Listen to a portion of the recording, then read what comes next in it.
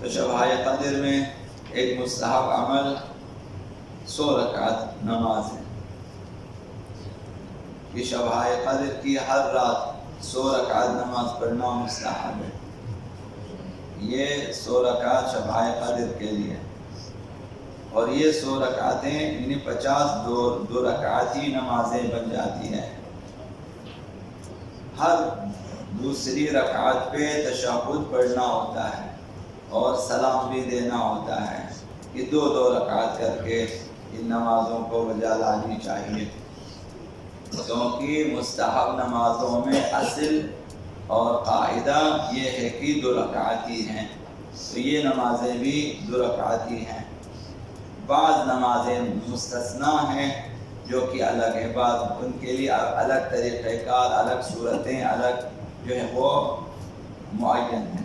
تو یہ 2 رکعتی نماز. تو یہ جو مستحبی نمازیں ہیں 100 رکعتی نماز، یہ تمام نوافل ہے. شب قدر نوافل ماہ رمضان جو ہے انہیں 3 طرح سے آپ پڑھ سکتے ہیں.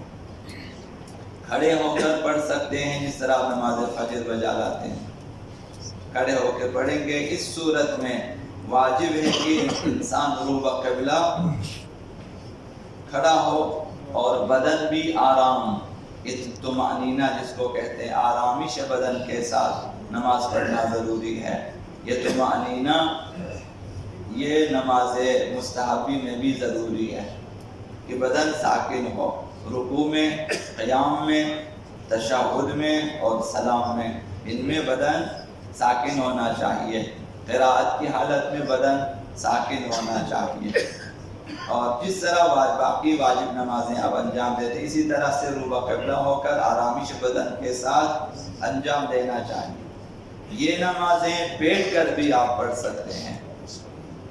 اس صورت میں بھی لازم ہے کہ روبہ قبلہ ہو، کہ بدن کا اگلا حصہ، چہرہ، سینہ اور بدن کا اگلا حصہ قبلے کی طرف ہو اور بدن آرامش کے ساتھ ہو. یہ دوسرا طریقہ، بیٹھ کر آپ پڑھ سکتے ہیں. اور چلتے پھرتے بھی یہ نمازیں آپ پڑھ سکتے ہیں. ممکن ہے بعض لوگوں کے لیے وقت نہ ہو، مثلا یا سفر میں ہو، مثلا جا رہے ہوں کہیں، تو پھر وہ مثلا جہاز میں، ریل گاڑی وغیرہ میں یا راستہ چلتے ہوئے آپ پڑھ سکتے ہیں. تو اس صورت میں روبہ قبلہ ہونا واجب نہیں ہے اور آرامش بدن بھی ضروری نہیں ہے. رکوع اور سجود کے لیے بھی سر سے اشارہ کریں گے. تو یہ نمازیں بعض لوگوں کے لیے ممکن ہے فرصت نہ ہو کہ مسجد میں بارگاہوں میں آ جائیں، وہ چلتے ہوئے نیت کریں، حمد و سورہ پڑھیں، سر سے رکوع و سجود کے لیے جو اشارہ کریں. تشہد اسی طرح سے یہ 100 رکعت نماز مکمل کر سکتے ہیں. خداوند متعال انشاءاللہ اس کا جو ہے ثواب بھی عنایت فرمائے گا. چلتے پھرتے ہوئے انسان کی روح قبلے کی طرف نہیں ہوتے، دوسری طرف. یہی تو عرض کیا، روبہ قبلہ ہونا واجب نہیں ہے، آرامش بدن بھی ضروری نہیں ہے. چلتے پھرتے آپ پڑھ سکتے ہیں. آپ گھر سے شروع کریں، یہاں تک آپ کی 10-20 رکعتیں مکمل ہو جائیں گی آرام سے. تو گاڑی میں بھی آپ پڑھ سکتے ہیں، آپ ڈرائیونگ کرتے کرتے آپ پڑھیں. یہ ہو سکتا. خداوند متعال کی طرف سے یہ سہولت ہے. انسان کو یاد الہی میں رہنا چاہیے. جہاں بھی ہے، جہاز میں بھی، گاڑی میں بھی، آپ یہاں سے ڈرائیونگ کریں گے، ممکن آپ دور دور چلے جائیں، یہ 100 رکعت نماز آپ مکمل کر سکتے ہیں اس طرح سے. چونکہ یہ 100 رکعتیں مستحبی نمازیں ہیں. اب اگلی سہولت یہ ہے کہ اگلا مسئلہ یہ ہے کہ انہیں باجماعت پڑھنا باطل ہے. مستحبی نمازیں باجماعت نہیں پڑھ سکتے، باطل ہے، اور لازم ہے کہ آپ فرادہ بجا لیں. تو بعض لوگ جو ہیں جماعت کی شکل میں بجا لاتے ہیں، فرادہ پڑھتے ہیں لیکن ایک ساتھ پڑھتے ہیں. اس میں شاید اشکال نہیں ہے، لیکن ہر کسی کی نیت فرادہ ہونی چاہیے. چونکہ یہ 100 رکعتیں یعنی یہ 50 نمازیں جو شب قدر میں آپ بجا لاتے ہیں مستحبی نمازیں ہیں، اس لیے سہولت یہ ہے کہ صرف سورہ حامد پر آپ اکتفا کر سکتے ہیں. سورہ قل ہو اللہ یا دوسرا سورہ نہ بھی پڑھیں تو یہ نمازیں ہو جاتی ہیں. یعنی بغیر سورہ کے صرف سورہ حمد پڑھیں، رکوع، سجود، تشہد، سلام، اس طرح سے دونوں رکعتوں میں یعنی آپ جو ہے دو رکعتی ہیں تو آپ ظاہر ہے سورہ احمد پڑھیں گے، رکوع سجود، پھر اگلے رکعت میں بھی اسی طرح سے تشہد سلام ختم.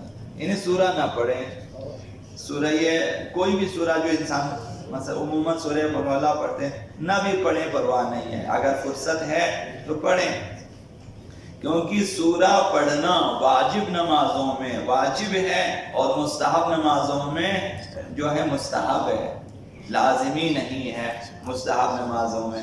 تو لہذا سورہ پڑھنا بہتر ہے، ثواب ہے، بہتر ہے، یہ پڑھنا چاہیے. جگہ کر اس کو دن میں بھی پڑھ سکتے یا نہیں؟ دن میں یہ نمازیں شب قدر کے لیے ہے، روز قدر کے لیے نہیں ہے، تو شب قدر میں پڑھنا چاہیے. روز قدر کے لیے اپنے الگ اعمال ہیں. تو شیخ عباس قمی مفاتیح الجنان میں فرمایا کہ افضل یہ ہے کہ ہر رکعت میں سورہ حمد کے بعد 10 مرتبہ سورہ توحید پڑھیں. یعنی یہ 100 رکعتوں میں آپ جو ہے ہر رکعت میں 10 مرتبہ جو ہے آپ سورہ توحید پڑھیے، افضل ہے. اب کسی میں اگر حوصلہ ہے، کسی میں اگر توانائی ہے تو یہ بہت ہی افضل ہے. اب بعض لوگوں کا میں عرض کر رہا ہوں جیسے علامہ نراقی وغیرہ کا، انہوں نے لکھا کہ مستحبی 100 رکعتوں کی جگہ جو ہے، یہ بات فقہا کا فتویٰ ہے، یہ علامہ نراقی والا نہیں ہے. بعض اپنی قضا نمازیں بجا لاتے ہیں 100 رکعتوں کی جگہ قضا نمازیں، اگرچہ 1-2 فقہا کے فتاوے ہم نے دیکھے ہیں کہ کافی ہے کہ آپ اپنی قضا نمازیں پڑھیں تو وہ اسی میں شامل ہو جائے گا. اور حضرت آیت اللہ مکارم جیسے اور بعض فقہا نے فرمایا کافی نہیں ہے کہ آپ نے یہ کہ قضا نمازیں پڑھ لی تو آپ یہ نہ سمجھیں کہ آپ نے 100 رکعت وہ جو مستحبی نماز وہ پڑھ لی ہے، وہ آپ نے نہیں پڑھی ہے، یعنی وہ اس کی جگہ نہیں لے گی. اچھی بات ہے کہ آپ واجب نمازیں انجام دے دیتے ہیں، قضا نمازیں پڑھ لیتے ہیں، لیکن آپ یہ توقع نہ رکھیں کہ وہی ثواب ملے گا جو 100 رکعتوں کا ہے. ممکن ہے کہ اب یہ میری طرف سے ہے کہ ممکن ہے کہ انسان کو بعض اوقات وسوسے دھوکہ دیں. نماز تہجد میں بھی یہی کام کرے گا کہ شیطان کی یہ تو مستحب نماز ہے، تمہیں چاہے اپنی قضا نمازیں پڑھ لے. تو انسان 1-2 دن قضا نمازیں پڑھے گا، اس کے بعد انسان کے لیے وسوسہ کرے گا یہ تو کسی بھی ٹائم پڑھ سکتے ہو، اب سحر کے وقت پڑھنا تھوڑی ضروری ہے، تو ابھی سو جاؤ صبح پڑھ لیتے ہیں. اس طرح سے شیطان انسان کو معلوم ہے کہ جو ہے بنی اسرائیل کے عابد کی عبادت کو ختم کرنے کے لیے شیطان نے میٹنگ بلائی، اور ایک شیطان نے کہا کہ میں اس کو جو ہے عورتوں کے ذریعے گمراہ کروں گا.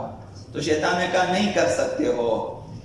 دوسرے نے کہا کہ میں اس کو لذتوں کے ذریعے، کہا کہ تم نہیں کر سکتے ہو.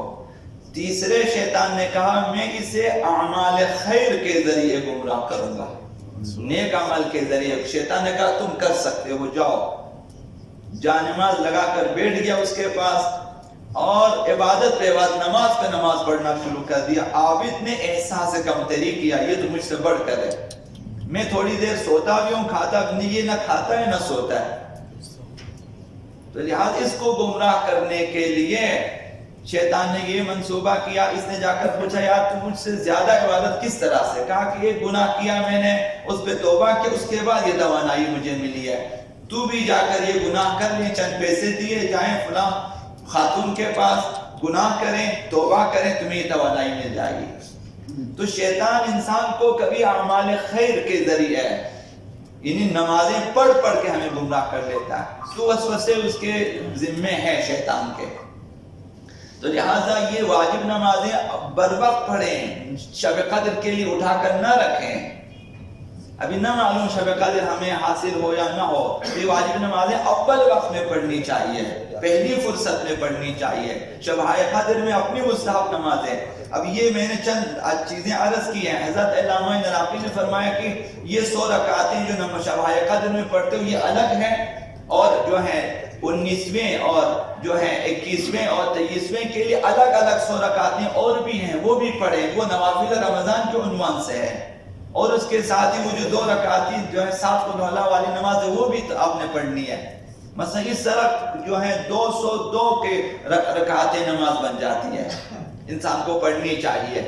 تو لہٰذا یہ کہ نماز قضائب اگر بجا لاتے ہیں بہت اچھی بات ہے، لیکن یہ کہ فراموش نہ کریں۔ اور اسی طرح دوسری بات جو عرض کرنی ہے، بہت سارے مومنین اور جوان نماز شب پڑھتے ہیں، انہیں بھی فراموش نہ کریں کہ جو ہے شب قدر میں اعمال کرتے کرتے نماز شب کو فراموش نہ کریں، وہ بھی آپ کو انجام دیں۔ لہذا بر وقت جائیں، آپ جو دعائیں جو شنکویر پڑھتے پڑھتے نماز شب کو فراموش کریں، فراموش نہیں کرنی۔ وہ جو ہر شب کا آپ کا اعمال ہے جو ساری عمر آپ نے جاری رکھنی ہے، اسے برقرار رکھیں۔ ایسا نہ ہو کہ بعض دوسرے کاموں کو آگے کریں، ان کو چھوڑ دیں۔